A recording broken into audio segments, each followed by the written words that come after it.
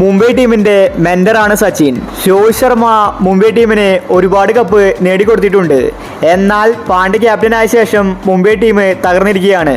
ഇന്ന് രാജസ്ഥാനോട് രണ്ടാമത്തെ പ്രാവശ്യമാണ് മുംബൈ ടീം തോൽക്കുന്നത്. അതും നാണംകെട്ട തോൽവിയാണ് മുംബൈ ടീം ഏറ്റുവാങ്ങിയത്. രാജസ്ഥാൻ ഈസി ആയിട്ടാണ് ജയിച്ചത്.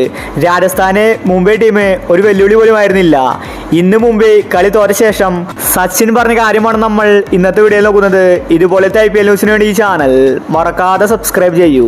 ഇന്ന് മുംബൈ കളി തോറ്റ് സച്ചിൻ പറഞ്ഞത് ഇങ്ങനെയാണ്: പണ്ടത്തെ മുംബൈ ടീം മികച്ചവരായിരുന്നു, എന്നാൽ ഇപ്പോൾ മുംബൈ ടീം തകർന്നിരിക്കുകയാണ്. അവർക്കിനി കരകയറാൻ സാധിക്കുമെന്നത് തോന്നുന്നില്ല. രാജസ്ഥാനെ പോലെ ഒരു ടീമിനെതിരെ കളിക്കുമ്പോൾ അവർ സൂക്ഷിക്കേണ്ടതാണ്.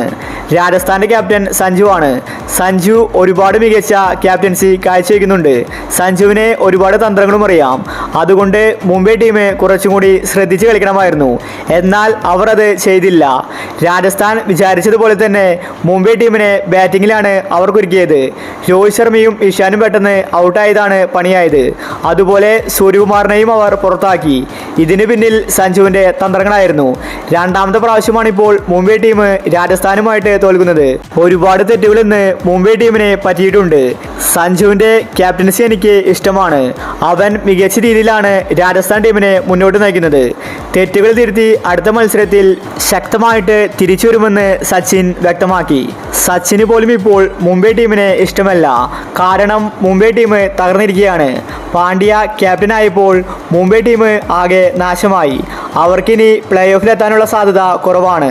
രാജസ്ഥാനാണെങ്കിൽ മികച്ച പ്രകടനമാണ് പുറത്തെടുക്കുന്നത്. സഞ്ജു നല്ല രീതിയിൽ രാജസ്ഥാനെ മുന്നോട്ട് നയിക്കുന്നുണ്ട്. ഇന്ന് സന്ദീപ് ശർമ്മ 5 വിക്കറ്റും ജയ്സ്വാൾ സെഞ്ചുറിയും അടിച്ചിട്ടുണ്ടായിരുന്നു. അതാണ് രാജസ്ഥാനെ വിജയത്തിലേക്ക് നയിച്ചത്.